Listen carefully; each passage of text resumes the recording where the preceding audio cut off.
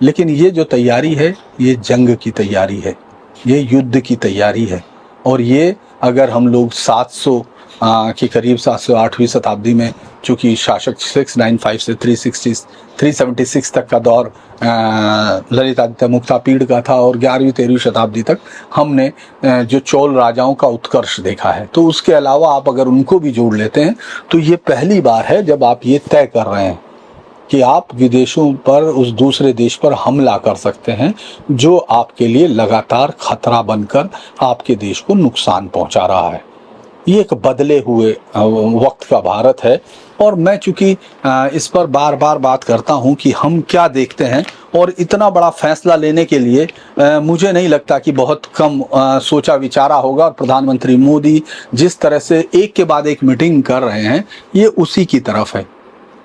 पाकिस्तान में डर का माहौल है, उस पर तो बात करेंगे, लेकिन ये जो बदलाव है, ये अगर हम थॉमस जेफरसन के हिसाब से पढ़ें तो मुझे लगता है कि ज़्यादा कानून और संस्थाओं को मानव मन की प्रकृति का सहचर होना चाहिए। जिस तरह किसी जवान आदमी को हम उसके बचपन का कोट पहनाकर नहीं रख सकते, उसी भी तरह किसी भी सभ्य समाज को हम पुरानी व्यवस्था में सदा के लिए जकड़ कर नहीं रख सकते।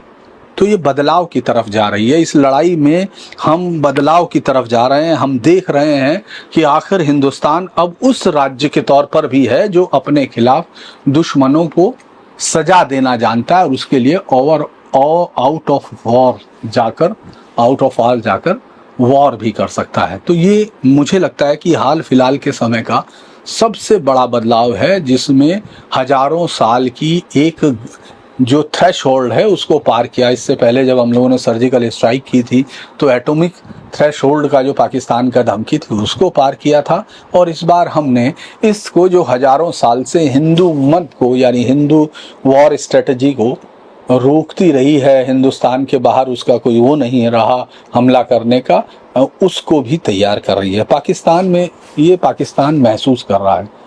दरअसल मैं क्यों मान रहा हूँ कि ये इतना बड़ा पॉलिसी शिफ्ट है हिंदुस्तान का, क्योंकि अगर आप हिंदुस्तान में ancient the art of war in ancient India जैसी किताबें देखें, जिसमें साफ तौर पर लिखा हुआ है कि भारत बाहर जाकर हमले नहीं करता।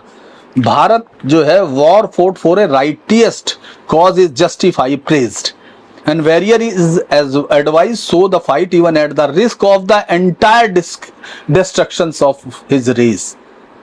भारत की पूरी इस तरह के आधार पर बनी हुई ये वार रहा है हमेशा से, चाहे वो किसी भी वक्त हम लोग देखें। ये 1924 की किताब है जो शायद पब्लिश हुई थी उस समय का। अगर आप उस समय भी ये देखें कि क्या भारत के साथ जो पूरा वॉर हुआ, उसमें उन्होंने वॉर के लिए कारण बता दिए हैं कि वो राइटिएस्ट कोज के लिए लड़ेगा, to fight even at risk at the entire destruction of his race. अपनी चाहे रेस का पूरा खत्म हो जाए। इस पर अगर हम लोग देखें बहुत सारे कारण थे उस समय की, अगर मैं आपको वो फिर कभी किसी दिन बात करेंगे। लेकिन ये सही बात है कि भारत ने कभी भी जाकर दूसरों पर हमला नहीं किया। और ऐसे में जब देश के प्रधानमंत्री इन तमाम चीज़ों पर लड़ रहे हैं तो वो एक नई चीज़ है। वो मुझे नहीं लगता कि इससे पहले हिंदुस्तान ने कभी ये तय किया हो कि हमको बाहर जाकर हमला करना है। तो ये एक बड़ा कारण है। पाकिस्तान में इस समय वो लोग चल रहे हैं। पहले अभी तक LOC पर फायरिंग हो रही थी, लेकिन जैसे ही उसको लगा कि भारत अगले 24 से 36 घंटे में हमला कर सकता है, अब उन्होंने इंटरनेशनल बॉर्डर पर भी शुरू कर दी है फायरिंग, जो पहली बार है। 1.5 साल के बाद इस तरह की पहली बार है।